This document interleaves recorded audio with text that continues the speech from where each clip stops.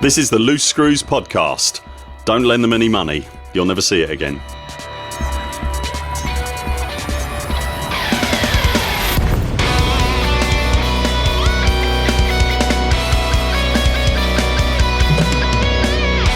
Hey guys.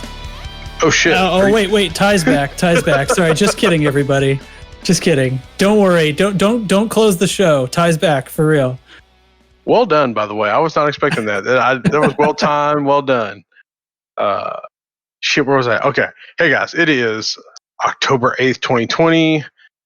Welcome to Loose Screws. I am your host, Ty Worsham. And it has been kind of a motherfucker of a week. Yes, we're starting with an expletive. It has been a motherfucker of a week. It seems like it's been about 3 weeks, but I guess it's only been like one. But anyway.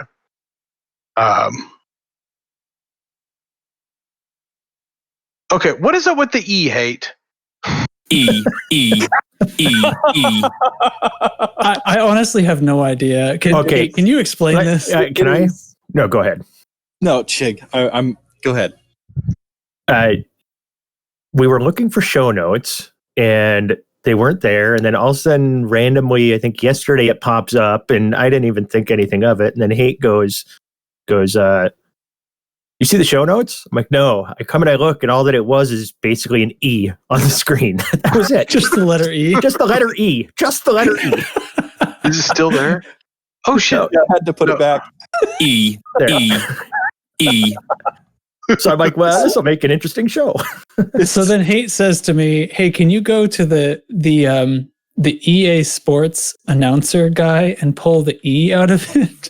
And I didn't know what was going on yet, but he sends that to me this morning and I'm like sitting down at the studio. I was like, well, yeah, I mean, I guess it's like from the EA Sports video games at the beginning, it says EA Sports, it's in the game, you know? And so I was like, okay.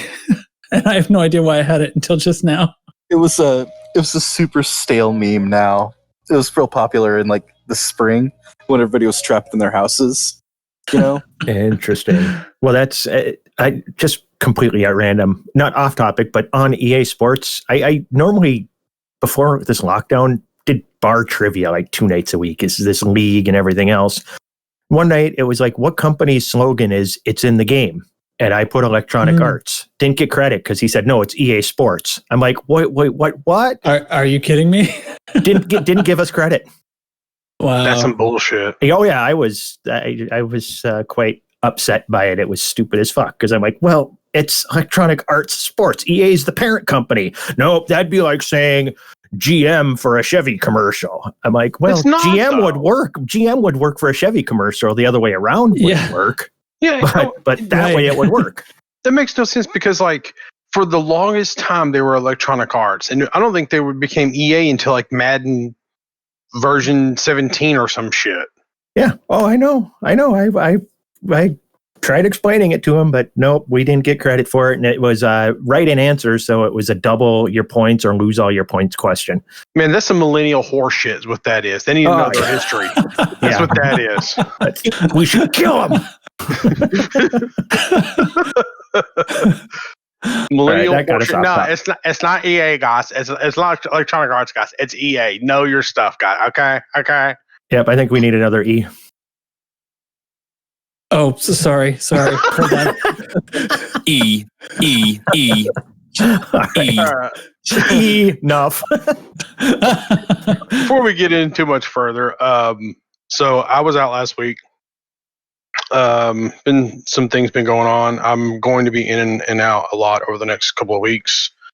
I'm going to be here for this show. Probably will be here for next week's. I don't know for sure yet, but we shall see and go from there. But I am not disappearing. I will be, just like I said, in and out a little bit. So I didn't introduce everybody, but we got Jay and Trax, we got Chig, and we got Hate, and we got E. This episode's been brought to you by the letter. Oh God, I'm so slow. I'm sorry. Fuck, you fail. We're done. I have to tab out every time. Okay, all right. We're done with you. All right. All right. So this can be the weakest show notes I've ever put together in the entire time I've ever done this. And I did an entire show by myself, episode 2, which was awful by everybody's reports. But what was more awful than that, and I'm gonna go right into the awfulness, is Star Wars Squadrons. Brought to you by the combination of Echo and Alpha. Yes. All right, so I'm gonna tell you my experience with it, and you tell me we'll Okay. go from there. Okay, so Okay. I was excited about it, and out of all the bullshit that was going on, I kind of had like an evening where I was like, all right, I'm going to sit down and play this. I'm going to enjoy it. It's just what I'm going to do tonight. It's going to be all kind of like I was a huge fan of TIE Fighter and X-Wing versus TIE Fighter and Rogue Squadron. So I was like, oh, this is going to be awesome. That's actually where I got interested in space flight stuff. Right after that was Free Space and Descent 1 through Descent 2 and 3. I never actually played 1, and Free Space 1 and 2. I think I already mentioned that. And that goes right into Independence War 1 and 2. But anyway, I was real interested in this. Now, I wasn't expecting it to be the most amazing flight sim ever, but it had VR. It had an X-Wing. It had a TIE Fighter, and I don't know, something was just really, cool. But there was one little thing in the background that was nagging me. It was an Electronic Arts video game. Not only was it an Electronic Arts video game, it was an Electronic Arts Star Wars video game. And if Disney does not learn to pull their license from them, I have no idea what to even say about that. Number one, they've destroyed my Star Wars. Chig, you back me up on that. And what they've done with this game is horrendous. So I load up the game, and I'm like, all right, it's got hotel support. I'll sit down with my Logitech X56. I'll play it. I start off the game, and my mouse and keyboard don't function at all. Not at all. Only the joysticks, my HOTAS is working. But my right HOTAS, my actual joystick HOTAS isn't working. My left HOTAS, the throttle, is working. So I have to select menus using the actual throttle and then the little hat switch on the throttle for left and right. Who the hell chose this? And they're wonderful. And when I say I have to select this, I have to throttle up or throttle down to actually move the cursor up or down. Yikes. Sounds about right.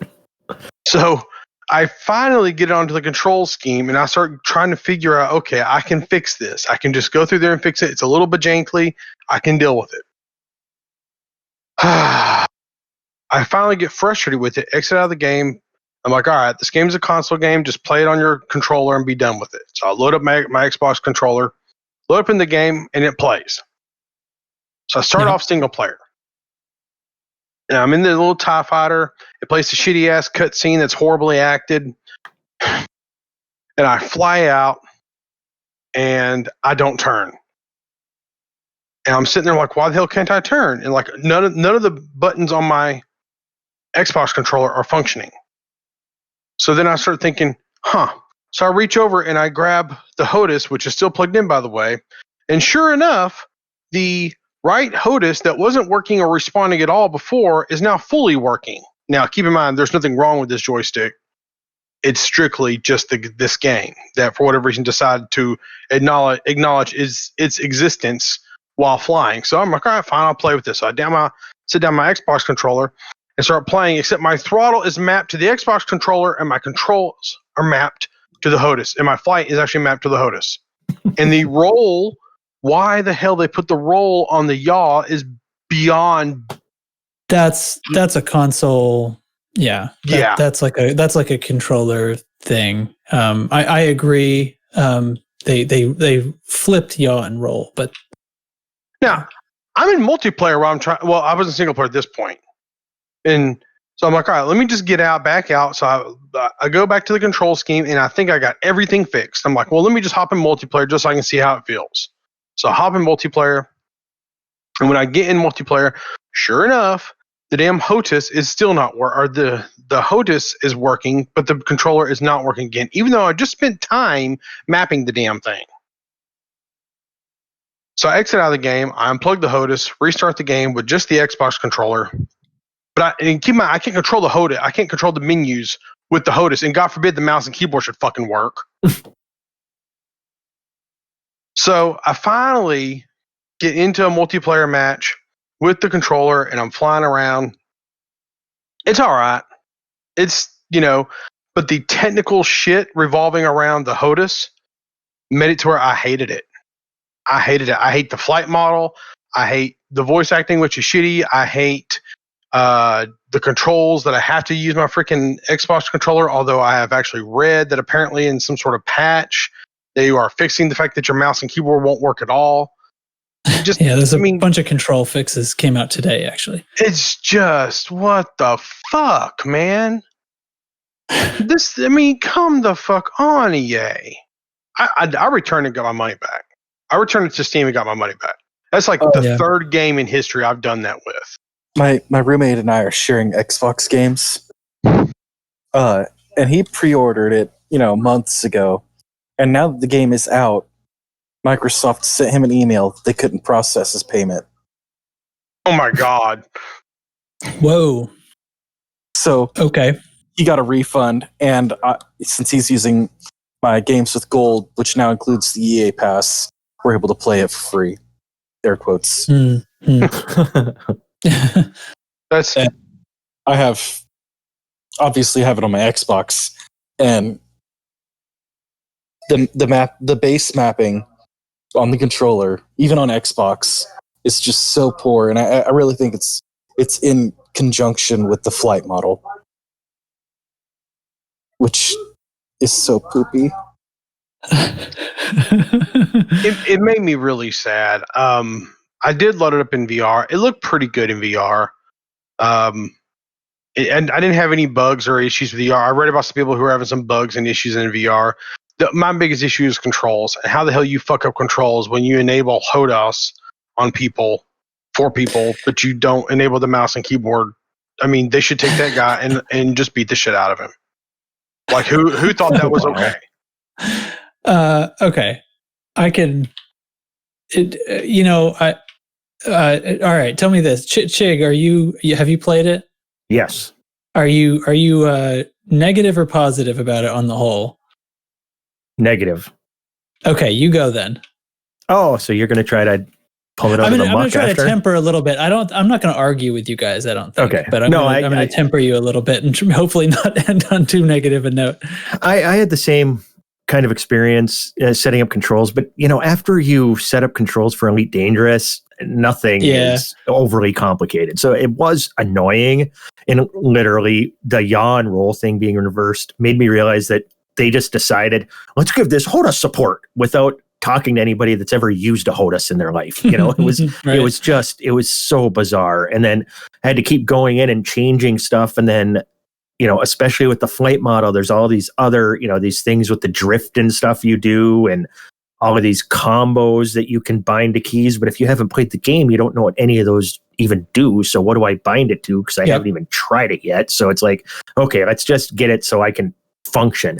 And then they had the hard-coded dead zone built into the HOTAS, so it makes it even harder to fly because you're moving the stick so far without it doing anything. And then all of a sudden it just starts turning real sharp or banking, and it was really bizarre. And then the single player, started the single player like Ty did, and it's like, okay. And in VR, I'm expecting super excited. I'm like, I cannot wait to sit in a TIE fighter. That canopy is going to be awesome. And then it was like the shittiest view ever. The controls take up half the canopy in front of you, so you can't even see out of it.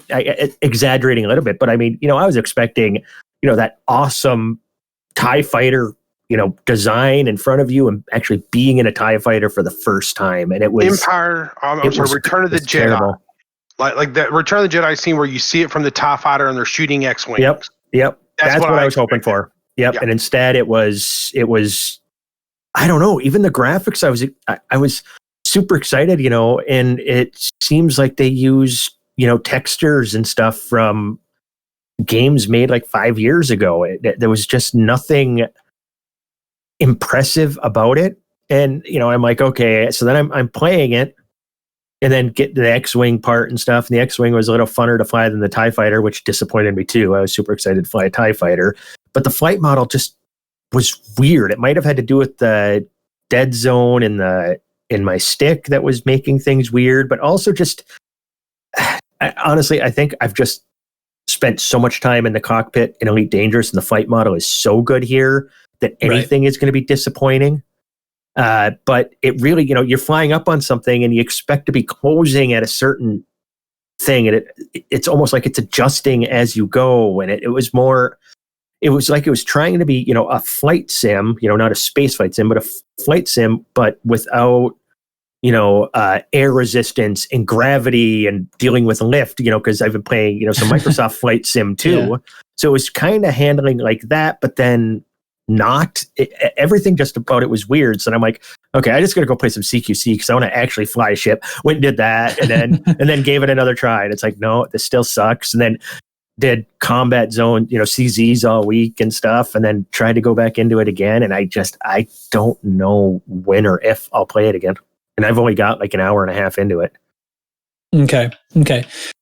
I'm not going to try to talk you guys out of any of this that you said. I'm actually feeling pretty positive about the game on the whole. It is not even like in the same universe as Elite Dangerous. It is not a sim. I'm the things that I'm a little disappointed about is I think it is a little more cartoony in the way it's presented and the way the a lot of things are handled compared to the things that it's supposed to be a spiritual successor of, the X-Wing and TIE Fighter series.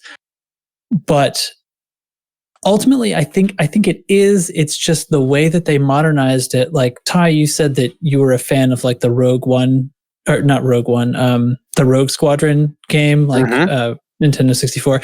See, I think it takes a little too much after that game.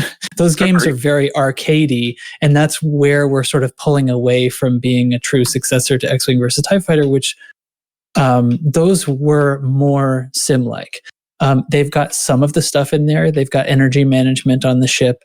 The thing about it is there are some control issues, or at least there were until 8 a.m. this morning when they brought the servers down, and I haven't had a chance to check out, but supposedly they're fixed. There was sort of an accidentally hard-coded dead zone on stick axis that seemed to affect mostly like high-end joysticks. So people who had like the Thrustmaster T-Flight were not having it, and stuff on that level were not having issues, but like T16,000Ms and like X52s and 56s and stuff. And I think they also had kind of aggressive-ish hard-coded curves, which is the kind of thing that your joystick software handles. Like if you have a real joystick, but they probably felt like they were doing us a favor. But it seems like that part of the game was definitely written by console culture people, right? Developed with controllers in mind. And then somebody said, well, we need to add HOTAS support for this because PC and VR and stuff. And they just sort of like clicked a button, copied and pasted that stuff in and didn't really know what was going on. And because if you think about it, like in the game settings, there's a sensitivity control for each of the joystick's axes. Now that is nonsensical from the perspective of a joystick. It has 0% of its throw to 100% of its throw. There's nothing to do with sensitivity here. Sensitivity is for a mouse. So right there when I saw that, I was like, oh, these guys don't really know what's going on with the joystick. That's kind of what's happening here. But supposedly that's patched.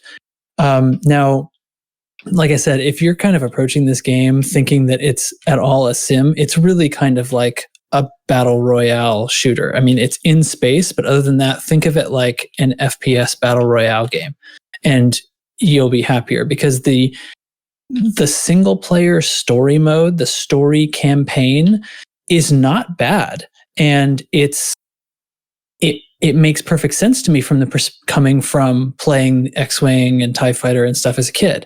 It lines right up with that, and it's quite a good story, and there's plenty of everything's fully voiced. It's really quite good, but it's extremely short, and really, when you come right down to it, now I've played through the whole thing. The story mode is essentially a control binding tutorial. All of that stuff that you're saying about, like, I didn't know what that control means, so I don't know what I should bind it to. Yeah, because you have to actually you almost don't bind anything. Get your basic, like, triggers and axes in place, and then just hop into story mode. And every time a mechanic shows up, like they're teaching you how to target something and follow something, they're going to show you the control. And then right there, hit your menu button and bind that to the thing you actually want it to be. All the way through to almost the last, like maybe the third to last mission of the story mode, they're still introducing things to you, like the drift and how to, like, target and queue your wingmates to support certain ships or attack certain ships or do other things, call in help. All this stuff is basically explained on the fly as you play it. So it's basically like an extended tutorial. And if you think about it that way, really, you know, what you were sold is a multiplayer battle royale game, or, you know, there's part of it is dogfighting, and then there's the fleet battles thing, which is a little more involved and interesting, as capital ships and stuff like that. But basically it's that's what it is. And the story mode is not significant. And, you know, you shouldn't buy it expecting any kind of, like, extended single player fun in that sense. So yeah, I think it was sort of crappy when it comes out with all these kind of this buggy stuff. I had a little trouble binding some things too. I had a little trouble getting the joystick to totally respond. Sometimes I'd be trying to bind something and it would feel like it just wasn't listening. And I would, like, exit and reload the game. And then suddenly eventually I was able to bind everything to what I wanted. So I had a little, like, the first, like, day was sort of frustratingly didn't seem to work. And then I kind of came back to it and did kind of, once I got it settled, it was fine. I actually think, well, first I totally agree. The view and all the ships are so cramped. I actually kind of think the scale of the whole game is too small. The ships themselves, like, compared to what I'm seeing in the Star Wars movies, I believe they scaled everything maybe 20 or 30% smaller than it really should be. And I haven't really watched the Star Wars Rebels cartoon, but people are saying that things kind of look like the Star Wars Rebels cartoon, which is a little bit stylized. And I think that might be where they're getting the smaller size. But, you know, from the X-Wing being just, I don't know, when I turn my head and look at the laser blasters, they're just a little too close. Everything just seems just slightly off. Yeah, the cockpits are really cramped. The view is tough, but once you get used to it, it's like, well, this is really kind of what it was like. You know, what you know, the X-Wing, the front of the X-Wing cockpit really does come right up into your face, and the TIE fighter, yeah, like, the view's kind of bad in almost all these ships, especially if something is, like, front and down to your craft. But I don't know. It is what it is. It does look exactly like the movie. I mean, you think about it, like, you wanted that scene where from the TIE fighter's view. Well, I mean, honestly, go back and watch the scene, because the control is right up there in the guy's face. I don't know. You could also, like, go into VR and sort of set your head position when you're scrunched down a little bit and cheat to see over it a little better. But yeah, I get that. I think I'm still going to have a lot of fun with it, but the real fun is kind of going to come from multiplayer, and it does fly like a World War II movie. It doesn't fly like space, which is Star Wars culture as well. So I think that the devs, like, as far as the things like that, I think they did stay true to what they meant to be. They kept the graphics, they kept the instrumentation in the ships, all follows extremely closely, and you can turn off all the HUD elements and just play off your hardware instrumentation, which is really neat. And it does all match up really well. I think there was some sort of, like, Star Wars credentials attention to detail that is not, you know, true to real life, but it's true to Star Wars. But I totally don't disagree with any of the complaints you guys have. So, well, and here's the thing: like, I'm not necessarily saying the game is bad. I mean, the game is bad. The controls are bad. I know. Welcome to the two trains, man. But see, I actually really like all of that combo stuff. Once I figured out what it was for, basically by playing through the thing, like, that actually simplifies a lot, and you do a lot of, like, one button is controlling three things, whether you hold it, tap it, or double tap it, and it's actually pretty effective grouping when I'm doing, like, attack strafing runs and stuff, which is what you have to do because you don't have thrusters. So I kind of like all that crap, and you could bind everything to everything's to a separate switch if you really want to, and not use the combo stuff. But anyway, sorry to interrupt. No, you're fine. And the thing about it though is that from a nostalgia point of view, I feel like they did a great job from feeling like you're in the fighter from a VR point of view. I liked it, but here's what I didn't like. It feels too small. And just like you said, it feels like if you look even at the character models, like I'm a pretty tall person, but I felt like even considering that I'm taller than most people I meet, I'm not taller than all, but most, it still felt like the characters were all just a little smaller, like their shoulders just a little narrower than they ought to have been. Well, if you look at Empire Strikes Back, Mark Hamill sitting inside of the X-Wing cockpit. Yeah. I mean, the X-Wing cockpit is actually fairly spacious. I mean, it's not like the controls wrap around you and are wrapped around him, but it's not the most spacious cockpit. It's not like a 747 or something, but it's got some room in there. You don't get that impression from that game, and I kind of feel like the overall, just like you said, the overall scale of the game feels off, and it feels so off to the point to where it's off-putting. And you take that with the controls, you take that with, I can only assume, is like an HD pass of TIE Fighter graphics because they're bad. Are your graphics settings like wrong or something? I actually don't think it looks that bad. It's really? Wow. They're hitting pretty hard on the film stylized kind of thing. There's graphics settings in there for like film grain and lens distortion. But like, I don't know. It's okay. Do you think they're bad? Do you think maybe you have the impression they're bad because this is like extremely a console game that was just sort of like ported to PC? Because it definitely is. I mean, right, not just the graphics, part of it, but I think the graphics for sure, but then the rest of it as well. From what they messed up with the control schemes and just the whole feel of it has a sort of arcadey simplicity that I think comes from the culture of making console. It's console, and it's like the Rogue Squadron games from Nintendo 64. They're trying to say like, oh, sure, you can choose which countermeasure to bring and which type of torpedo and stuff like that. But like after that, those are the ends of the sim elements almost end there, right? You've chosen your weapon, and then after that, we're just sort of like you were talking about as you fly faster. It almost seems like the world is compensating for it. Mm-hmm. There's a lot of that because your other ships, your wingmates are flying with you. And the way the AI, like if you're supposed to follow somebody, the way the AI handles that is essentially it goes full speed until it starts to get too far away from you, and then it slows down. And then when it starts to get too close to you, it goes full speed again. So the ships that you're following will have this like pushing, pulling look to them the whole time. And I think that's sort of just the AI they took straight out of Battlefront 2, I think. Yep. There's a lot of there's a lot of kind of aspects of the game that they did kind of reuse from something else, and It feels like they took the parts of Battlefront 2. This honestly feels like it was like, hey, this was going to be an add-on to Battlefront 2 that never happened. Like they were going to make it part of it or something. Because in the old Battlefront, there is a flight portion.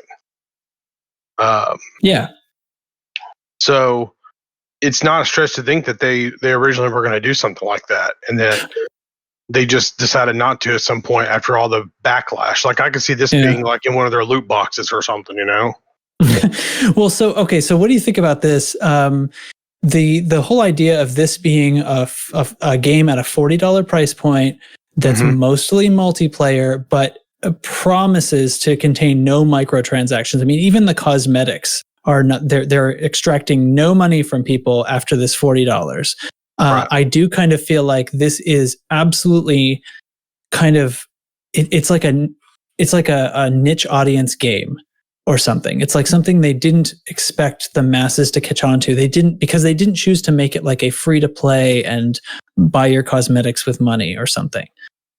They went absolutely the other direction with it. And which is insane, with the Star Wars brand, slapped on the side of it to go. It's a niche thing when it's Star Wars. But it does have a narrow focus because it's a niche thing in the sense that I don't think most people play flight games at all, like are sim or not.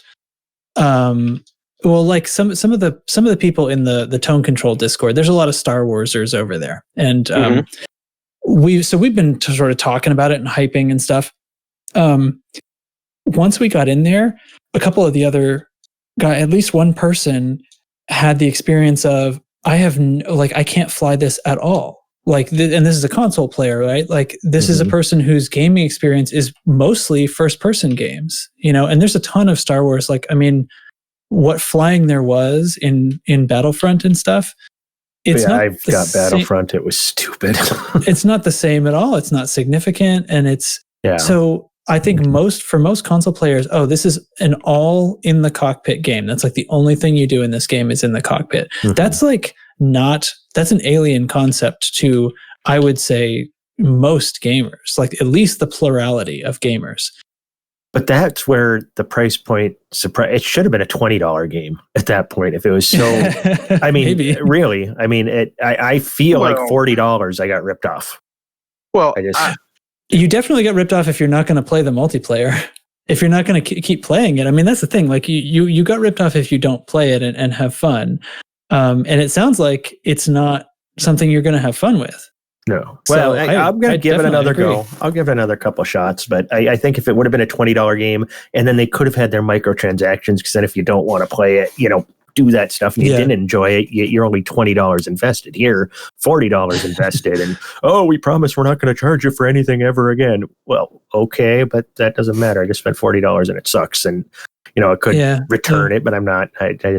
We'll see. I'll give it another chance, see if a couple patches get it up to speed. And I love flying. Well, I keep saying I love flying spaceships. I think I love flying spaceships in Elite Dangerous. Yeah. Well, the flight is a lot more satisfying in this. It's a different kind of thing. Like I will never be turning on that game for the love of flying it. It's really just more like kind of well, you know what it's going to be? It's going to be about friends. It's going to be about like a Star Wars game that I can play with Derek and some other people like that, where I can't game with them in Elite, See, I wish this is all cross-platform. I wish that like Frontier could have gotten a Star Wars license to do a Star Wars CQC. Just get the skins, put them in here, and go from there with this flight model. God damn, that'd be fun. Because I was thinking like the fleet version multiplayer thing you do, the other game options. I'm like, God, that would be cool if Elite Dangerous added that over here, but we can't even get a capture the flag game going because there's not enough people playing CQC to do it. So it doesn't matter what game modes you put in if you don't have enough players playing it so that, people can learn the mode and learn the cooperation and actually sign up to play. But if all of a sudden that you had Star Wars skins and sounds on the CQC fighters, you might get some attention. Would that be enough, right? I think we've talked about this entirely you beat too me much. to the punch. Ad nauseum, yes. I would say if somebody was interested and wanted to try it, in order to know if you'll really like it, I think you do need to take the time to play at least pretty far into the story mode, because it teaches you the controls. And for somebody who's like skilled at flying spaceships, it's not as complicated as this, but if you have that in your head already, it shouldn't take you more than 3 or 4 hours to play through the story. And that will teach you the controls. That'll teach you the things that didn't make sense about the game before. And I don't think you should be trying multiplayer before that, because you're just going to get wasted, because you're not going to understand how to do the drift move and all that other stuff. So I foresee me repurchasing it at some point and giving it another go. Because if history has taught me anything, EA makes shitty games, but then they make them good.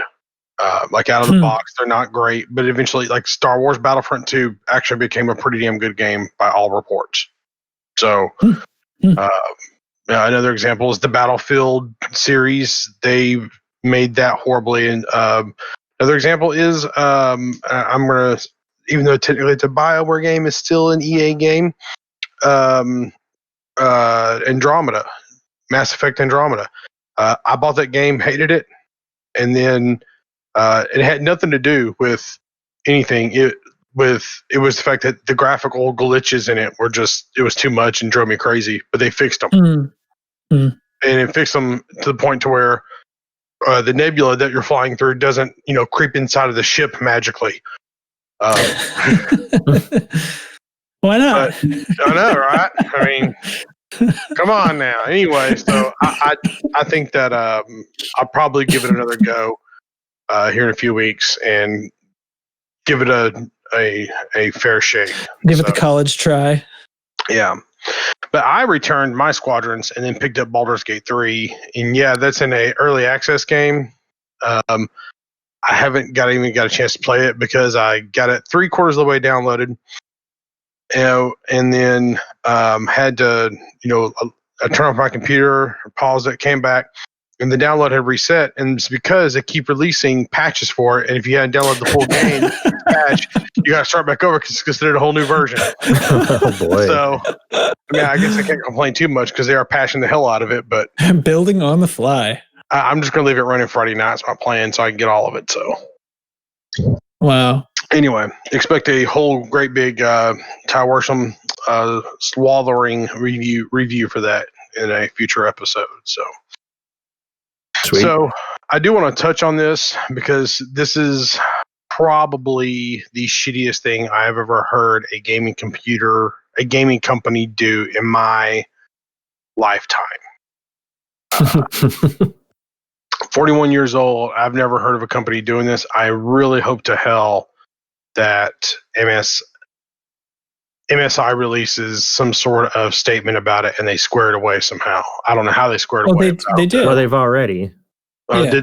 Did I? Okay, so I missed that. So how are they square? Well, let's back up. So what it is, MSI, who makes video cards and among other things, who makes shitty motherboards, I might also add.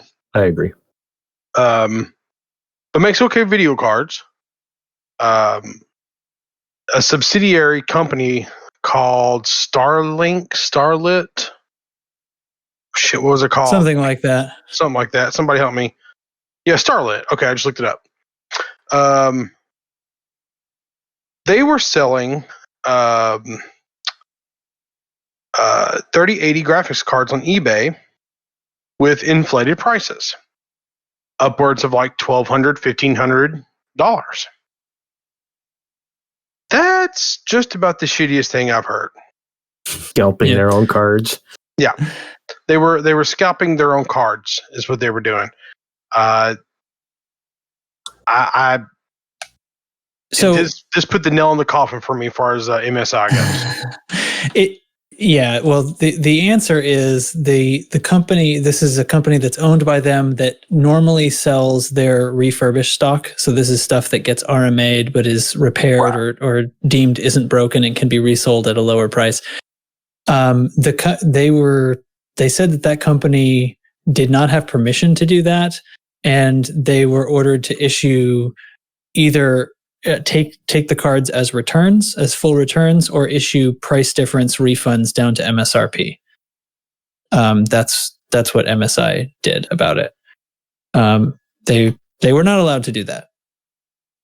So basically, if I bought a card from them on eBay for $1,200, I could get $400 back from it. Then, huh? Correct. You could get it so that you only paid the correct amount, even though you got it from eBay, or you could simply send the card back for a full refund if you wanted. I don't know why anybody would do that. Yeah. But it does kind of say, like, obviously that was the right move for the company to respond with, but it does kind of say, like, well, I guess they weren't, like, this is something that happened on their watch, so that's how closely they're paying attention. Well, and to, I've talked to some people, actually talked to a lot of people the last few days, but I've talked to some people about this MSI thing, and they're like, well, I don't even know why the hell they even have a company that does that. I'm like, everybody does that. Every company in the world beyond X amount of sales has a company that sells their refurbished parts. Everybody. Yeah, you just can't do everything. Right. So there's different people who do that, and so that becomes a different company, and just for the sake of management and organization. Right. It makes perfect sense to do that. There are actually companies that specialize in doing that. They make it easier for larger companies to actually do it. I don't think this is actually one. I think this is actually a full blown subsidiary, like a full blown company of MSI that was like its own subsidiary, but I'm not 100% sure on that. So anyway, it just some MSI bullshit. It's more reason not to buy from them, in my opinion. I think they make crappy motherboards. I don't recommend any of their motherboards. They make okay video cards. I feel like if you're going to spend money for a NVIDIA, for MSI video card, you might as well spend the same amount of money for an ASUS video card and go with a brand that you can trust. So, yeah, it seems like it's not positioning itself like a budget brand in the way that like a Zotac or PNY is. But they don't have kind of the service and support or extra build quality to kind of make up for the price difference. And yeah, I wasn't thrilled with the one thing I ever bought for them, but it was really like a service issue. There was a problem with it, and I didn't really like the way they handled it. So that's, I think, what it comes down to when you're buying from these partners, Yeah, well, I told you guys my MSI story is, got a motherboard that was dead on arrival. All the troubleshooting, trying to figure out what the hell's wrong with it. Finally, it's got to be the motherboard. Send it, RNA it, get the next one back, and the next one arrives dead on arrival. So then I'm like, okay, because it can't be the motherboard RMA, again. Yeah, it can't be the motherboard again. It has to be something else, and going through everything again. And then no, it was back-to-back brand new dead motherboards. That blows. And that's because when you RMA things, you typically will get back a refurbished part, because the way the company sees it, that is a used part. So they are giving you something of equal value by not giving you back a new in-box like OEM part. Yeah, but then that one that I sent back that didn't work probably got sent to somebody else because who knows what their QC is, right? Yeah, like if they're even checking them. I think a lot of times they check to see if they boot up. I had something go wrong. Well, while we're on the topic of companies, like I consider EVGA to be a much higher end company. I think they're a bit renowned for their service. Now, I still had a problem one time. I had a card go bad on me. I sent it back, and the replacement that comes is it's a previously RMA'd card. It's a refurbished card. And I plugged it in, and that one was wrong also. Now, it booted up and it ran, but once it got under load for a few minutes, it would crash out as though it was overclocked. And even if I reset it, because it had a factory overclock, even if I reset it to NVIDIA's reference board settings, it would still do it.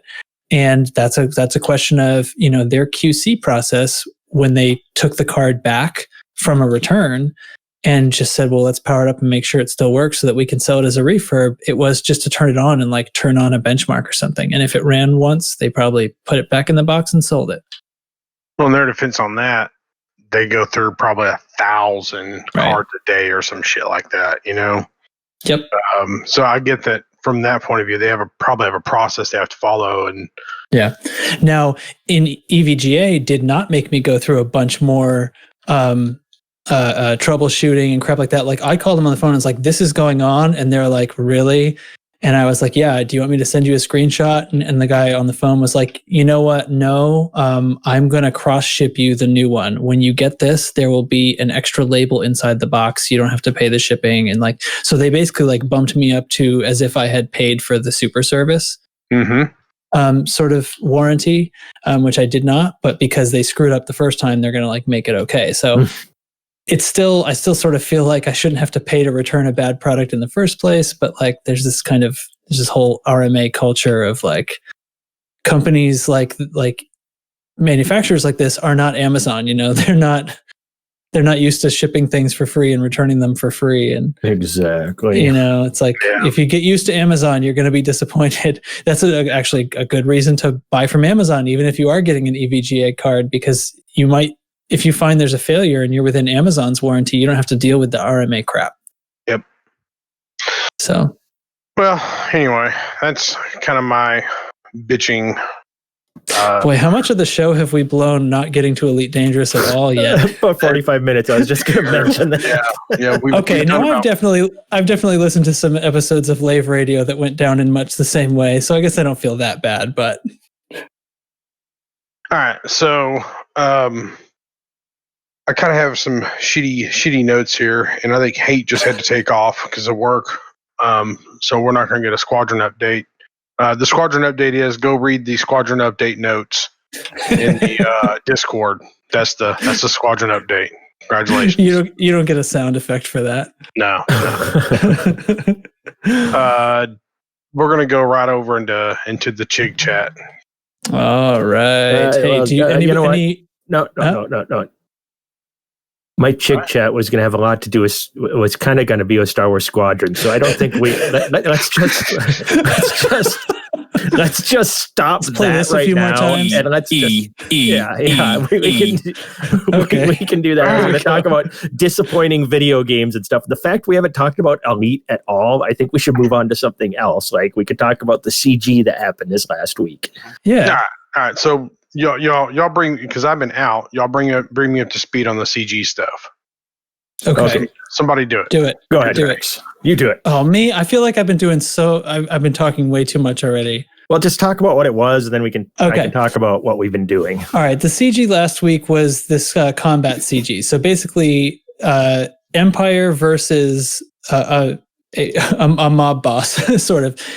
So Denton Petraeus decided that Liz Ryder was somehow involved in the bombs that contained Thargoid enzyme that were detonated inside those stations. And he decided that because, according to Denton Petraeus, their investigation about where the bombs came in on the ships was linked to the Eurybia Blue Mafia, which is the faction in the system where Liz Ryder operates. And then, of course, she's into, rockets and mines and stuff. So that must make sense, even though I'm pretty sure I can buy Thargoid enzyme missiles from any human tech broker, and it doesn't seem like it has anything to do with any engineer and requires no special skills that aren't present wherever there is a human tech broker. And the fill-in around that is that apparently Denton Petraeus, for those who have been playing the game longer than me and paying attention to the kind of story and lore much longer than me, Denton Petraeus tends to do this, right? He'll find any excuse to do kind of a little bit of a land grab. So he tries to take over that system, and they failed. So the players resoundingly chose to defend Liz Ryder and the Eurybia Blue Mafia and that side of the CG won handily. And so we will, or participants besides getting paid, will be receiving, anyone that within the top 75% or better will be receiving this Seeker missile rack that has two mods on it, two engineering mods, both lightweight and high capacity. And that's interesting. So we're going to be receiving that on the 10th. It will go into storage, I believe, at the engineer base or somewhere. Anyway, it'll be in storage for everybody. And now there's, as we have back-to-back CGs, a new one has just begun. And I got to be honest, I was out straight today and I have not read the info. So I would love to be taken over for at this point. Okay, this week's is just a story continuance. There's no real rewards. It's probably, as somebody stated earlier, we're picking the path in a choose your own adventure kind of thing. It's just going to continue the story. Last week's was the first time I really, I've done a little bit in CGs. Just I've never even tried to get on the leaderboards or anything, or even tried for anything. And I didn't think I was going to get to it this week. With work and all the bullshit that goes on in the world these days, I didn't think I was going to get to it. And, you needed to be in the top 75. And I'm like, man, I kind of just want that weapon just so I can have it. So I, found some time, and I ended up in the top 25%, just doing it, a couple nights in a row. Tuesday and Wednesday night I was on here. And I just want to say that is a lot of goddamn fun doing CZs during a community goal thing like this, because, if you're playing an open, you're dealing with interdictions, you're dealing with other players in the CZs, you're dealing with, me, Dubs, and PB Junkie were in a wing, and somebody else joined. And I feel bad. I was going to look up. I think it was McGeek, but I'm not sure. So whoever it was, let me know. He asked if we had room in our wing, and it's like, oh yeah, for sure. And he's heading out towards us, and then all of a sudden, Dubs gets disconnected, and he's like, I'm just going to call it a night. It was starting to get later, and it's like, oh, okay, that's fine. And then all of a sudden, McGeek's like, oh, I got interdicted. Can I get some help? He was in a gunship, I think, and he got interdicted by a Corvette, another player. So it's like, oh yeah, we'll come help you. And all of a sudden, me, Dubs, and PB drop in. I have never seen a Corvette die as fast as this one did. But he combat logged right as he hit 0, because we didn't get an explosion, and he did not jump away. So he logged. Oh, interesting. And then I thought they still give you the 14 seconds. But I guess I don't know sure. How it works. I've never really dealt with it. I don't know, because I've never had somebody just vanish. So we were a little bit annoyed by that. But then Dubs, lips off because the guy logged back on in private or solo. We're not sure. And Dubs says something in system chat. And then the guy accuses us of using our guy as bait so that we could, attack somebody. Who cares? Yeah, this guy, who cares? Yeah, he's interdicting somebody, not asking for anything. So he's literally just trying to gank somebody, and we come to help our friend. So if it was a trap, fuck you for, trying to gank somebody. But we were just coming to help, a squad mate, and that ended quick. And then a couple times I got jumped in the CZ when I was in there by myself by other players and interdicted randomly. I was talking. In another channel last night, I'm sitting there talking to, good old Kaizen. Hi, Kai. And all of a sudden I get interdicted by 2 people, and I'm like, oh, fuck, I got to go, Kai. And I hop into the other channel, and I tell the guys, oh, guys, I'm getting interdicted. And I turn and start shooting the Type 10. It was a Type 10, and I don't even remember what the other ship was. But as soon as I started shooting the Type 10, he lost 2 rings of shields and like 2 volleys of my weapons. He wasn't ready. he jumps away, and his buddy jumps away. I said, okay, never mind, false alarm. Then I tell Dubs who the guy is. And Dubs is like, oh, my buddy, says his name. It's like, let's find him. I'm like, oh, you go ahead. It's not worth our time, because they did not jump the right person. So I was having an absolute blast with it. And we were each night, at least a full wing of us. Sometimes we had 2 wings going, and you get 2 wings of a bunch of guys fully engineered. You just clean those things up, even the high intensity ones. It's where you're looking for more enemies. So you can put so many combat bonds on the board.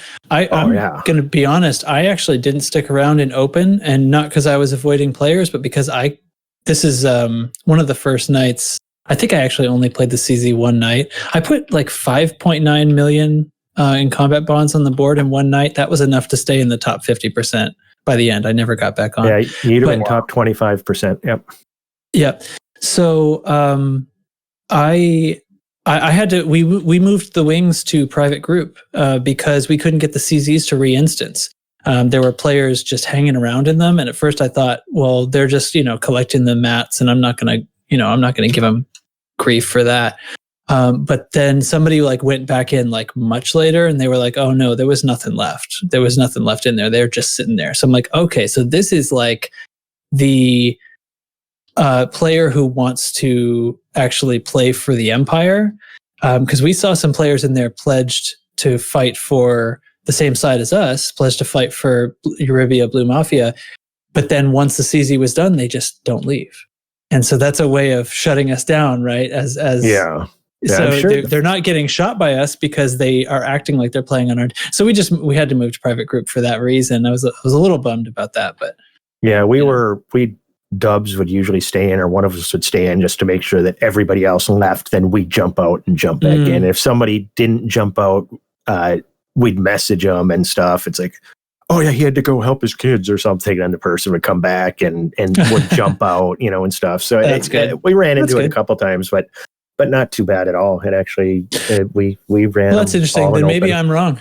Maybe they were just helping their kids and I was being a jerk. Whatever. I didn't give them any crap about it. I just moved to private group. But anyway. Yeah, I had a blast with it. Yeah, I'm looking forward to more of them. I might go, this week. Well, next week, early next week, I'll probably get in there and do a bunch again. Just I've decided that that's all I like doing in this game now is combat. I thought for a long time all I liked is exploring and stuff like that. And then I got the CQC addiction, and now all I like to do is combat. It's maybe it'll come a around blast. again. Yeah, I'm looking forward to getting back out into the black, and with CQC you can hop in at any time, so I can still go do that. But it's been fun, get that little adrenaline rush when somebody interdicts you and it's a real player and it's more than one ship. It's like, oh my god, I'm gonna die. Oh no, I'm not. You just don't know what's gonna jump you. Now, if I'm in Shinrarta and you get the dedicated guys and they're perfect meta ships, that you don't have a chance. I could. I don't know. I'm going to say I could probably escape, but I have no idea. I haven't been jumped by real gankers in a long time.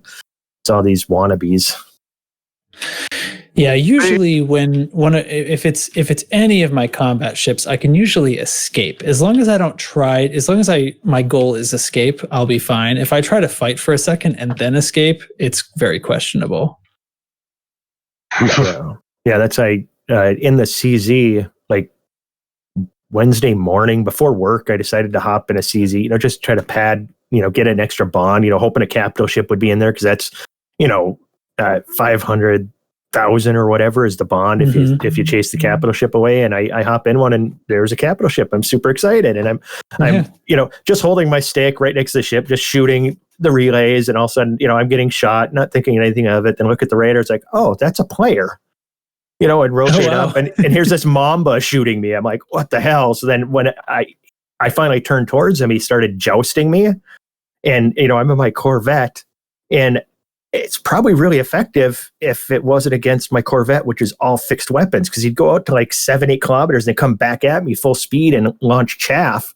And it was just two times he went by me. Yeah, my railgun Corvette, and 2 passes, and I had him down to 1 ring of shields. So then he tried, rotating around me, and that wasn't working either. I play a lot of CQC. I was able to keep him, and it's a Mamba on top of it. So just about get him dead, and then he starts running away. I'm like, no way I'm going to catch him. And then a Corvette starts shooting me, a player. So 2 players for the other side and no players for our side. So then it chased the Corvette off too. It was a lot of fun. I'm really looking forward to doing a lot more of those. Well, that's awesome. Man. That's really good. I've had being curious.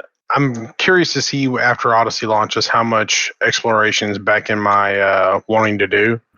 I've been having a don't want to do any sort of exploration here lately. So last week accepted too, but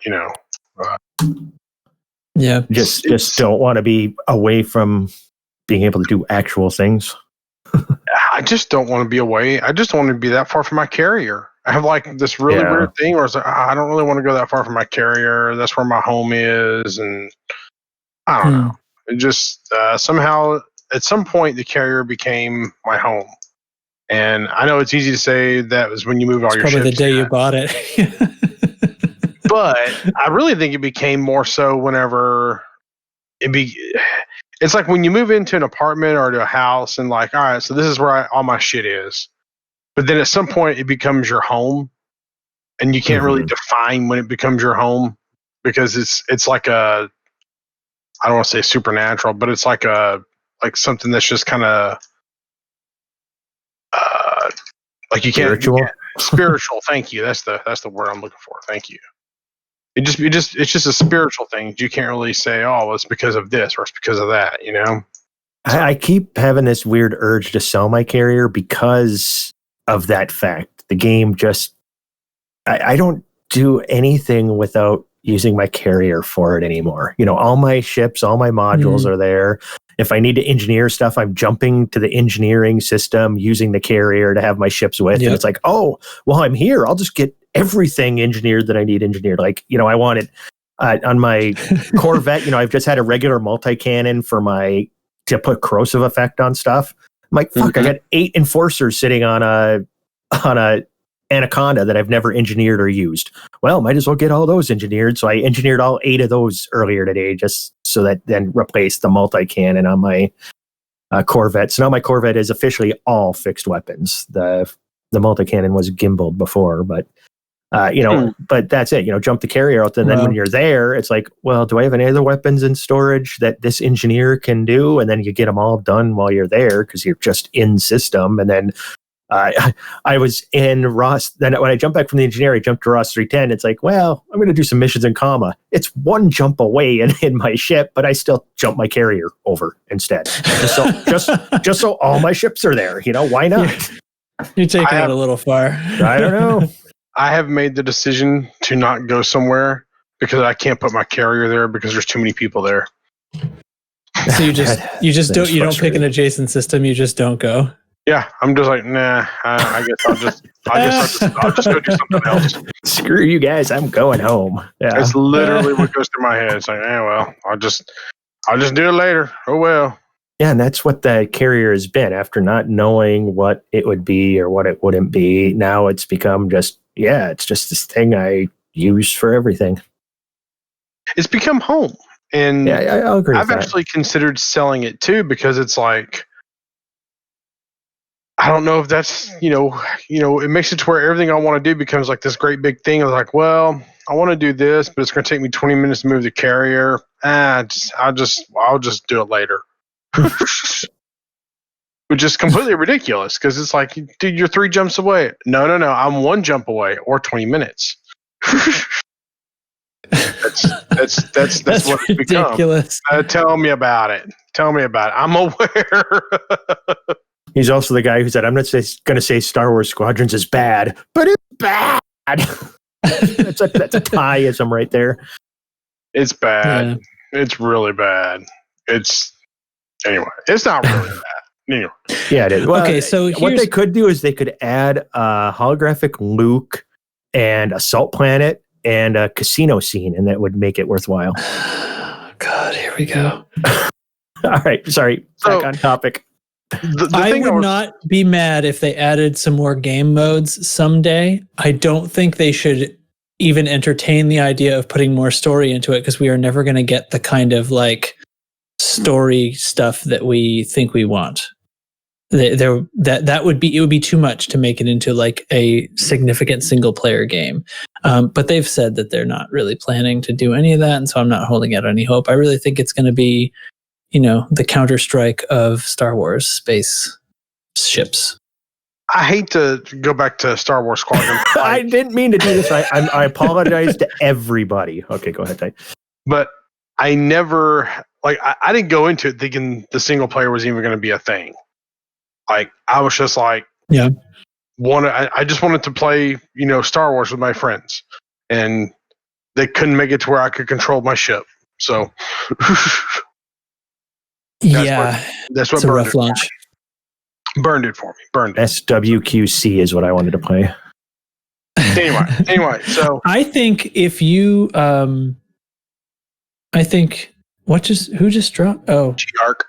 One of our recorders dropped. Okay, that's no big deal. Anyway, Panic. Oh no, the show is all lost. Anyway, okay, so let's bring it back to Elite.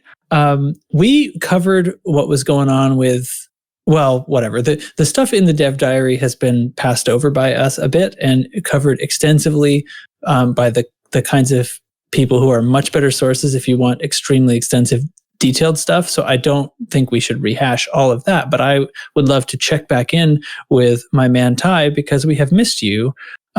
What's your thinking and feeling and thoughts now that we see a bunch more of the walking around the stations and whatnots? So I don't really know how I feel about it. I know it sounds really weird, but it's a little. I've been very apprehensive about this whole thing when it comes to my space flight game, give me the ability to walk around on it. It just feels wrong. It feels really wrong. In fact, like I have in the show notes here, I want to talk about the taxi service. All right. And I want to bring this up for just a minute. Okay. Because this thing really, as weird as it sounds, really worries me a little bit.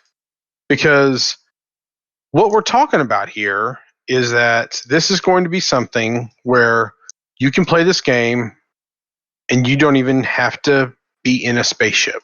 I love that that's an option.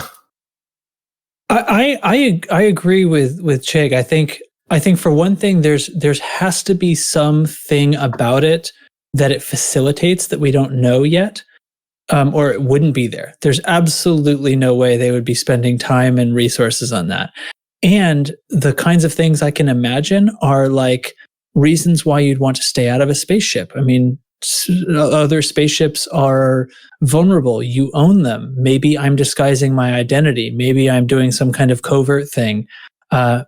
Besides just the, like, you have the option to just start without a spaceship at all and kind of take it from there and see what happens. I think there's a lot of kind of unknown possibilities that I'm pretty excited for finding out about.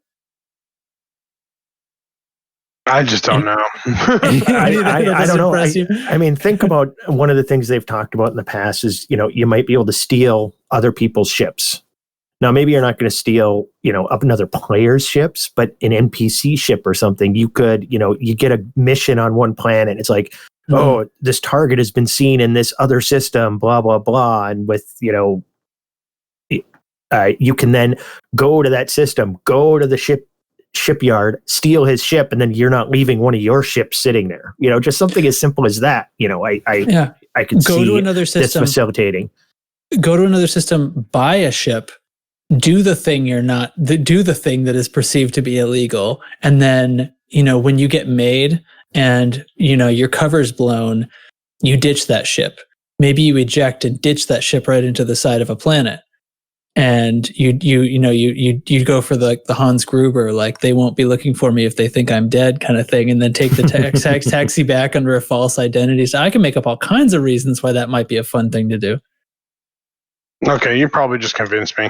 I love and I just love the idea that you could play this game without a ship entirely. So you could have players just that enjoy two entirely different things, occupying the same universe in achieving a lot of the same goals. It just adds an extra layer, instead of a mile wide, an inch deep. Now it's a mile wide, 2 inches. 2 inches deep. I'm just saying, you just doubled it, but I mean, that's what I'm saying. I just think it's super cool. And with procedural generation and stuff, I mean, hell, they're in essence, if they get, probably not the right term, but that they have the capability, because of the size of planets, you could end up spending your entire game time on one planet if there was enough procedurally generated shit across a planet.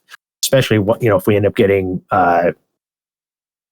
actual, planets with a big population and full atmospheric worlds, and we end up getting cities and stuff at one point. This is just that next step to expanding out the universe.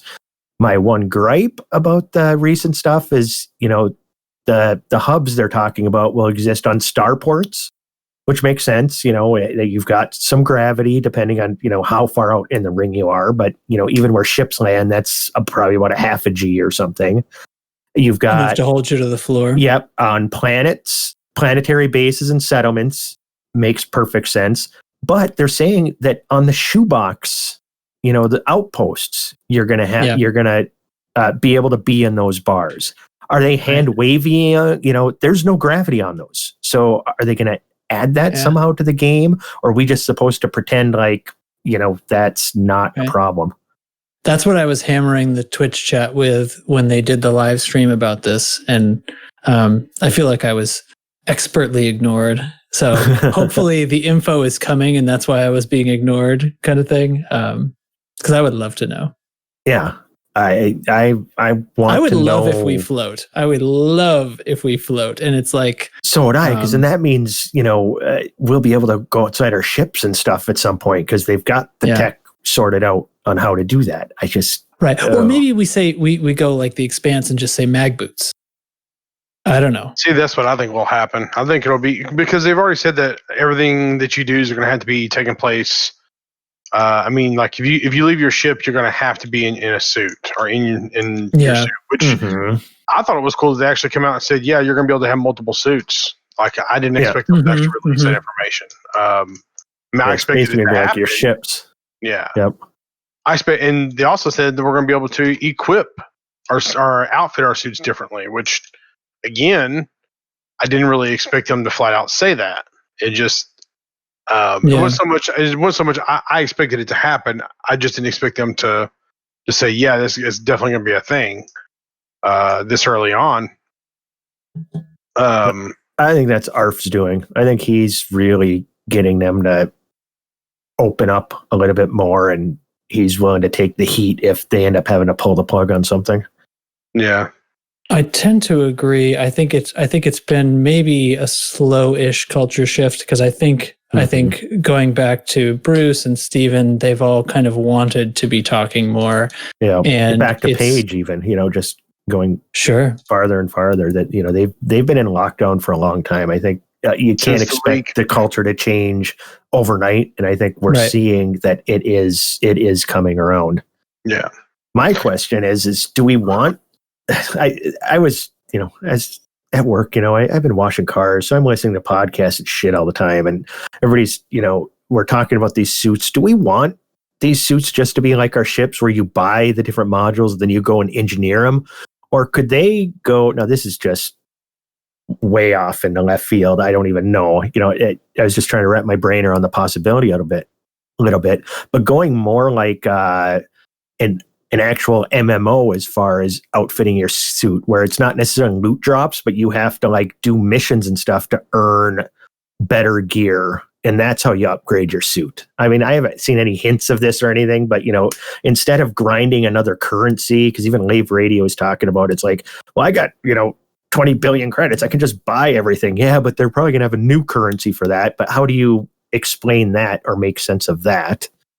So I'm wondering if we're going to actually, instead of a credit grind to buy stuff or engineering mat grind to engineer stuff, if we could end up with more of a earning stuff kind of thing.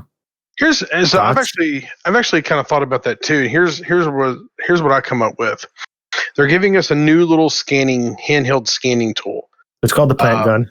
Okay, they're giving us a plant gun. It's canon. That will let us scan rocks and plants and everything. It's not a stretch to think that they're going to be like, all right, so you learned this about this material. You learned what if you scanned a plant and it's like, hey, these fibers are extra strong. If I was to mix them with carbon, well, then I could, if I was to collect enough of these and then mix them with carbon, I could apply it to my suit and make it to where it's more bulletproof. Sounds like you're engineering your own suit. That's exactly what I'm saying. And maybe engineering is not the right term. Maybe it's more like a crafting thing. Like you go back to the MMO thing for a little bit, where you have, and maybe it's not specific like blacksmith or leather worker or something, but maybe it's just more general like suit worker or something like that. And it's not really recipes. It's a little more fluid, to where, like I think about No Man's Sky, where they don't really have recipes, but they kind of have like a more modular system where you can plug in different little things and kind of make your suit. Kind of make your suit do different things depending on how you want it to do it. Because it's a little bit more modular, and that would kind of fit in with their little ability to expand their world, so to speak. Mm-hmm. I do think it would be good for it to be kind of not the same as engineering, to be a different mini game, for lack of a better word. I think definitely that's the way to go, because it definitely would, just to carbon copy that onto engineering. First of all, I'm not really expecting that so much as just the buying different versions of stuff, right? Right. You know, whether it's D-rated, A-rated, or whether it's just components, like are you installing this component in your ship or not? You know, that's Right. kind of what I'm expecting to start with, and then a year or 2 or 3 down the line, maybe we got something else, right? Okay. Well, the reason I even thought of that is because they talked about how you'll be scavenging in these outposts and finding basically loot. And yes, you could be like, oh, look at this. I found some osmium, but then again, when you're in your ship, you're collecting that by the ton. So finding stuff like that on a planet seems weird. So that's where I started thinking, components for upgrading your guns in your suit and stuff might be one of the loot kind of things you're gathering. That just because we've never had this kind of loot concept really. We've had these commodities we can get in some black market stuff, but I'm now fully that we're expecting new synthesis on the ground. Oh yes. Because we know we have the suits have a shield, which is battery powered. We'll need oxygen supply. So there will be sort of a bit of survival mechanic. I'm expecting to need to harvest some of that stuff, or at least to have some in store. Well, do you think that, or is it just going to be a set amount of time you can be away from your ship in your suit? You actually think you're going to synth more oxygen as you're out and about? So maybe oxygen wouldn't make as much sense as extra batteries, or maybe extra batteries would be something we could add to the suit, right? That's a part we could buy. Okay, yes, that's for more something shield. Like that. Yes. So maybe you're right. Yeah, but I mean, the mechanic exists in the game. Although I did just get done saying I don't think they would reuse a mechanic like engineering. So who knows what I'm? Who knows? You what's just going turned on. into Ty. See, It can happen to anyone.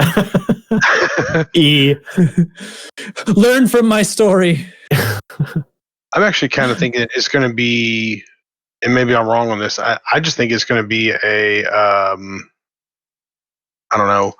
I think it's going to be something that we, how do I want to say it? Like it's going to be something that's going to add on to engineering or add on to synthesis. Like clearly we're going to be able to synthesize more air. Clearly we're going to be able to synthesize more flashlight battery power. I think that will be I think that's easy things that we'll be able to do. What I don't like to actually upgrade the suit, I really hope it's not something that you just go buy somewhere. I really hope it's something that it's like maybe you can buy some upgraded suits, but then as you're out exploring, maybe you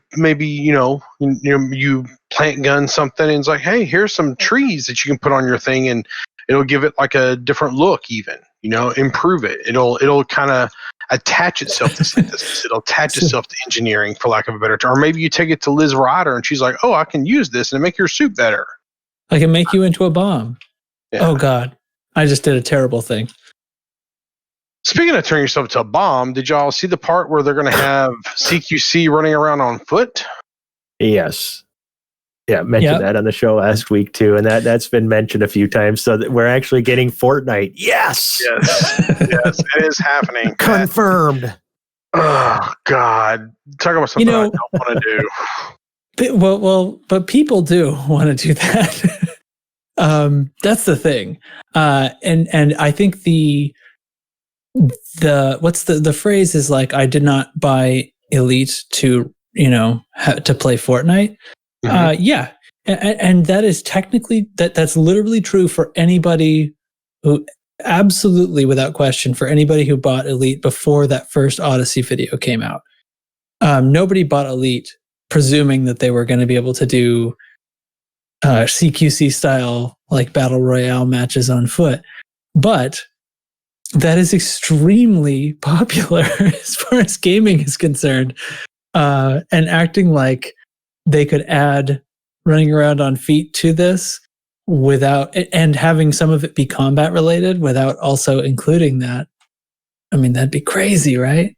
Wouldn't it be crazy? I bought this game thinking I was going to be smuggling goods all the time and stuff. I don't think I've ever done that. be. Well, and to kind of go along with that, Trax, I play Warzone, which is a battle royale game. Yeah. And I've actually I enjoy battle royale games. I really enjoyed PUBG before the cheaters got a hold of it. I like the battle royale style for the most part. I don't like Fortnite. Fortnite is garbage. It's a garbage game. Although I will say this, their community events that they do are probably second to none in the industry. They really involve their community better than any company I've ever seen, with the possible exception of Frontier. But Frontier's curve on it, it's like, this is a 6-year investment to be able to get to where you can do something, whereas Epic is like, hey, so this is going to be around for 3 days, guys. Good luck. they just do things different, you know. But Yes. Understandably. I like the direction that they're going with this. I don't like the CQC running around shooting people. I don't like that. I don't think I ever will. I don't think I'll ever play it. If I want to run around and shoot people, I'm going to play Call of Duty or something like that. It really depends on how well they do this. I mean, honestly, we just don't know at this point. What if it comes out and you love it? I mean, I'm always I'm always got 2 trains and a bouncy ball in my head, so there's always a possibility. What do you guys think how do you think they're gonna handle death? Yeah, I don't know. I wanted an answer about that too. That was being asked a lot when I was in the Twitch chat, and that also got no answer. So I'm just assuming like they were seeing the questions, they were holding back the answers because it's something they didn't want to talk about yet. It's a big they saw question. It was from you. No, that one wasn't being asked by me. Okay, So that it was being asked by it was being asked by Joe, legitimate media source. It was being asked by several people, some of whom I knew the name of, and some of whom I didn't. So there was no reason to think that it might have been ignored. I think it's obviously they've thought of something. Okay. Maybe you just die and you have to start over. Wouldn't that be wild? Ouch. That's why they have CQC or I forget the name of it. We should use the real name, but I forget what it is. The real name of this company that lets you simulate combat on foot, because everybody's going to be so afraid of combat that you actually die. That's actually kind of interesting if you think about it for a little bit. No, all right. So, and then what? You come, your kid inherits all your stuff, and you get to keep all your ships, or you die and you start from scratch. If your kid inherits your stuff and you just get a junior on your name, then you didn't really die. That's a different thing.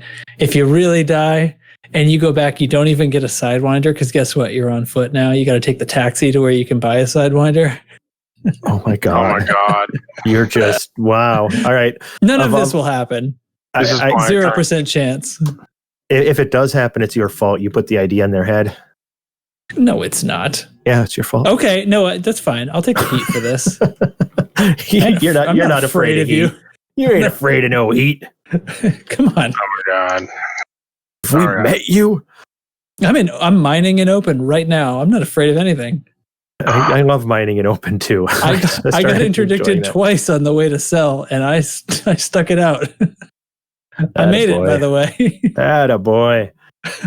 What am I doing? I'm trying to scan a data port on a ground-based thing. I hate doing this. Why'd you take the mission? Because I use so many modified embedded firmware. You know, when you see him, you can't pass. And I saw a mission for him. I'm like, I need some of these so I don't get mat shamed by myself in my sleep. It happens. Awesome. Awesome. Did you guys notice how they avoided the SRV questions as well? Yep. I think I strongly feel that there's going to be new SRVs, and they're not ready to talk about them yet. They want to. You know, in all the nonsense, especially with the video dropping early and them doing the impromptu stream, there was a bunch of sort of riffing by Art. And in a lot of that was like, hey, listen, there's a lot of stuff that we are saving so that we have stuff to keep telling you between now and release, which is obvious, right? But to have him legitimately just say look, this is what's going on. I'm not going to tell you everything because some of the stuff I need to save for when there's a later video, and it's going to be exciting then. And otherwise, you're going to have 3 months of silence. Yeah, but that's awesome how the CQC thing, he says, we don't have anything to say about this, blah, blah, blah. But yes, he just was given his stock answer and then changed it to yes. It was awesome. Well, the other thing I thought was kind of interesting is where they said they brought up cross-platform, and they didn't really talk about cross-platform.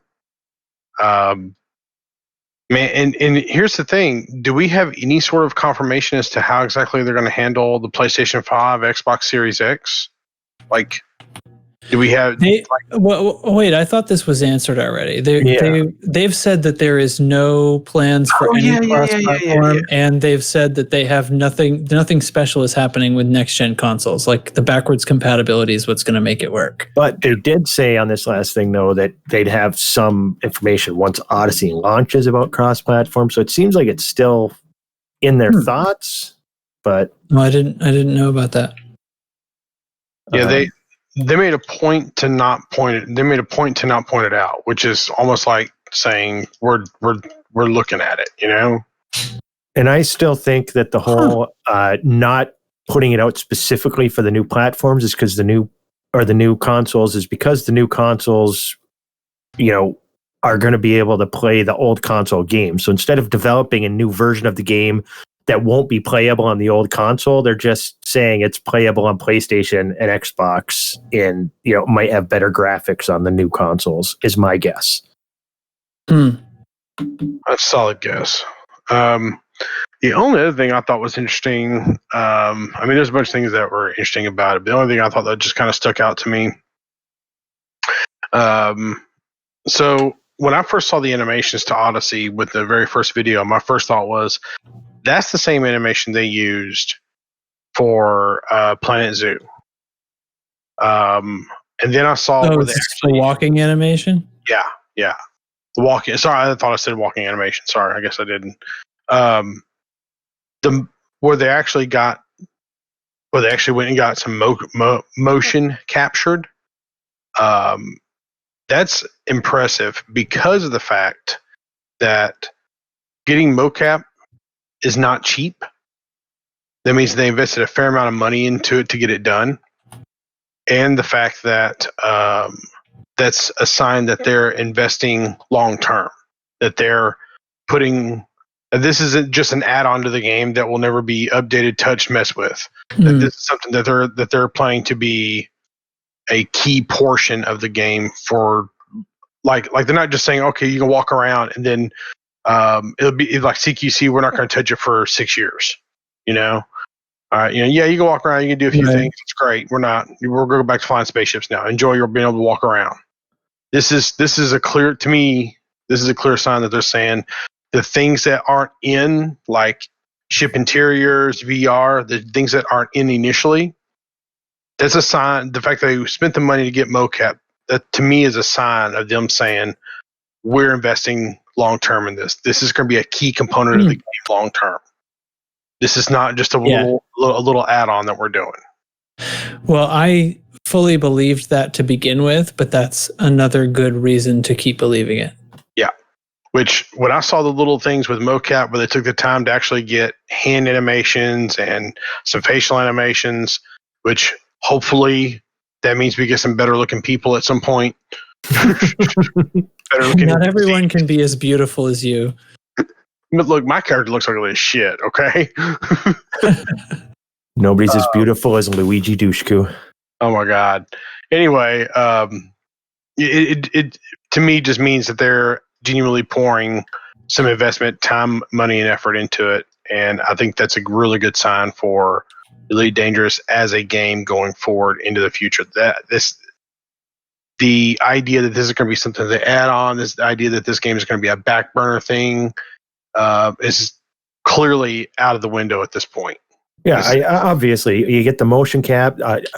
Most of or a lot of the NPCs are all going to be voice acted and stuff. They definitely, they're treating this like a AAA title. Yeah, and that's good because. Okay, so let's put on tinfoil hat time for just a moment. Okay, I'll throw it down to the kitchen and get some. All right, so the end of this year is going to be interesting because the end of this year is, and correct me if I'm wrong on this, this is the year that, or maybe it's next year, one of the 2 years, that Star Citizen Cloud Development Games, what the hell they call themselves, and the Cloud Imperium Games, has to release Squadron 42 in some form or fashion this year. If they don't, they lose their license.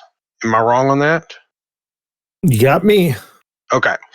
So if that game releases in the state that it's in, that I believe it's in, because I can't play it, but if it releases in the state that it's in that I believe it's in, it's going to be a shit storm. And people are going to be pissed, and it's going to be bad. And I think that right now, if they release that, and then people are going to be upset about that game, they're going to lose some money, and then they're going to go over to, they're going to be looking for another space game where you can walk around, and lo and behold, Elite Dangerous. Oh my God, I know about one of those. Yeah. I'm going to look into that. That's an awesome idea. You're going I to know look into this Elite Dangerous thing? Yeah, I hear it's pretty think cool. I definitely should look into that. No, that's a good theory. If Star Citizen, I don't know. You think that they're going to fail? Oh, okay. Well, let me back up a second. To begin with, I believe Star Citizen has already failed. All right. I think they've already failed. I think that we're 6 years into development on this thing, 8 years in, however long it's been, and we don't have a fucking game to show for it. I think it's ridiculous. They have reportedly over $250 million just from their startup. We don't have a video game for it. Rockstar Games spent $15 million making Grand Theft Auto 5. They spent $25 million making Red Dead Redemption 2. And they have made their money back hand over fist. And we don't. And I get they're very different games. I get they play very differently. I get that. That being said, there is a game there. Yeah, Star Citizen is the second highest crowdsourced project ever among anything. The others are Bitcoin things. It's something called EOS, a blockchain, and then another's. It's blockchain stuff is all in the top 5. And then there's Star Citizen sitting at number 2 with over $300 million they've raised. Well, I wonder why people put so much money into blockchain. That's interesting. Well, so I can to begin with blockchain. I'm just kidding. It's all the money, dude. It's all the money. It's what money is now. I'm just kidding. Anyway, so I think probably most of the reason I can't buy a 3080 today. Probably. Just got to buy it from that shitty MSI company. So what you should have done. My God, like all of them apparently.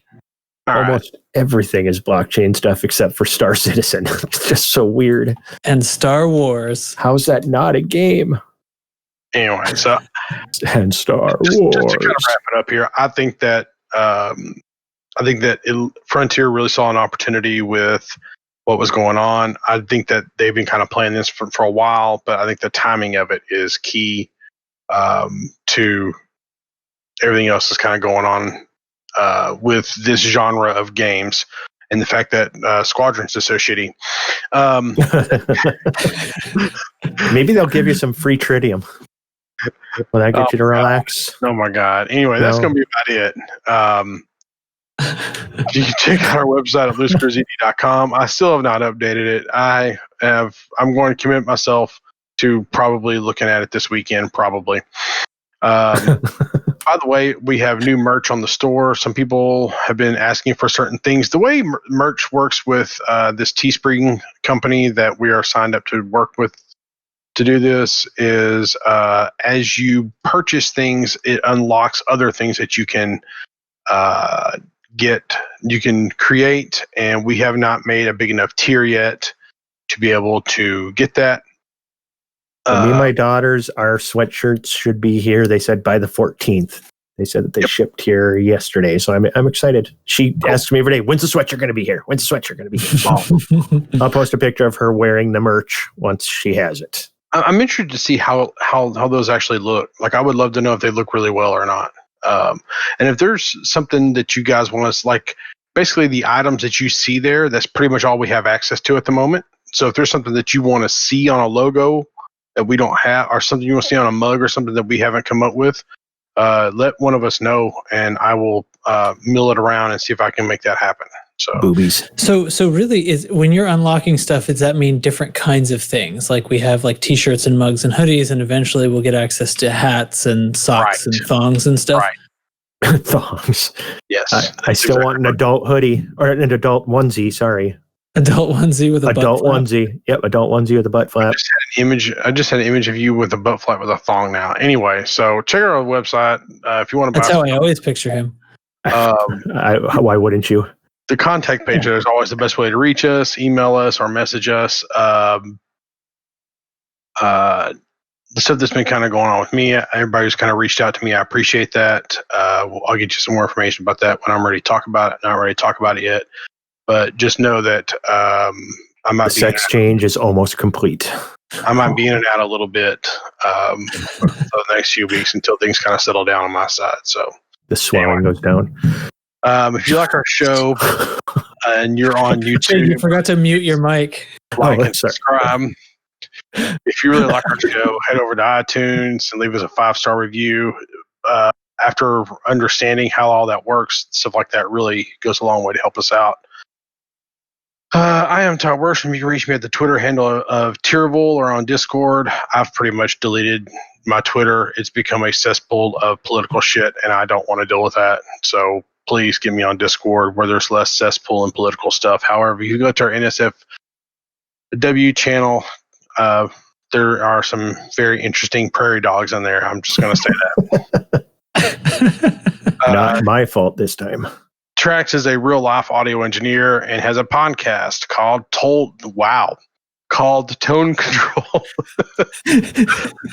I fucked that all up. We try again. Trax is a real life audio engineer and has a podcast called Tone Control.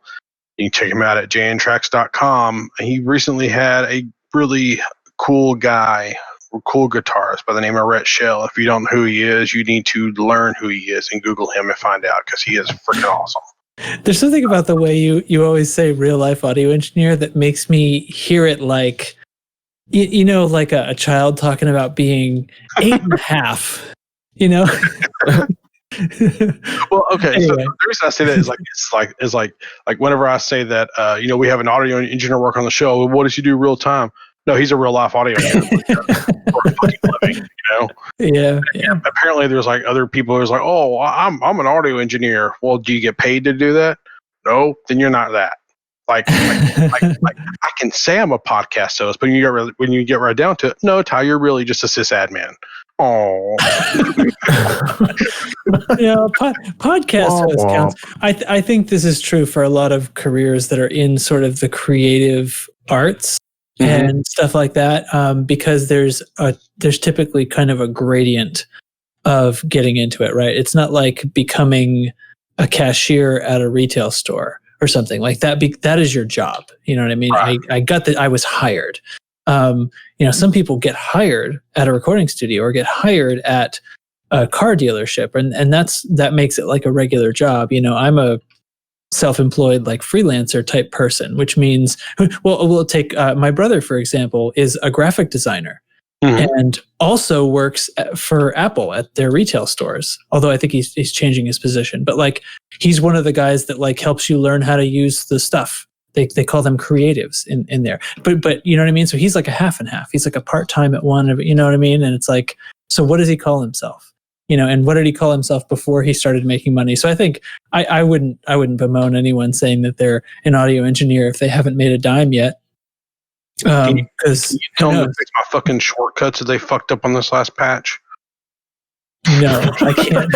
We have no control over what Apple does with their software. Holy hell! He could probably help you figure out how to make it less bad for your particular usage, but it sounds like you got the short end of that stick. Okay, so little update on that. I actually went through the trouble and remade my shortcuts. Right. Yeah. And this is how I did it. So I looked up, like I went to like an old iCloud backup and restored that backup to like an old device I happen to have. Well, on an old version of iOS, this is how fucked up this was. And then I got the shortcut. I screenshotted all the steps out of it. I spent some time doing this, by the way. So that's where you've been all week. I just screenshotted the shortcuts out and copied them over, and then made new shortcuts. And then in the new one, and they all work now. Like all my shortcuts are back. The buttons are real big, but then I went and redesigned all the interface and ended up like redesigning the entire interface, and I actually kind of like it now. It's not as intuitive or informative as it was before, but it's actually a little bit more accessible, which I think that's what they were going for. However, I will say that the buttons are ginormous, and I fucking hate them. I want them to be smaller. That's my biggest complaint. So anyway, that's all I got. Anyway, jantrax.com. Check it out. Bullshit. And we're back. ListScrewZD.com. I'm done with this. Chig, you got a cheese this week. Cheese is out. Of course I do, man. Jeez, you didn't mention that I'm a real life pain in the ass.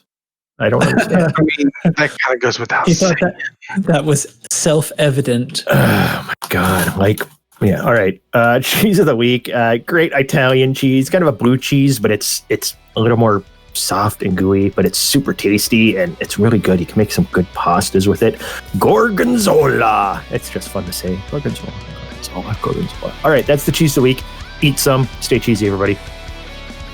That's all I got. I'm done. Y'all, we have derailed this. Not everybody. Bye. E.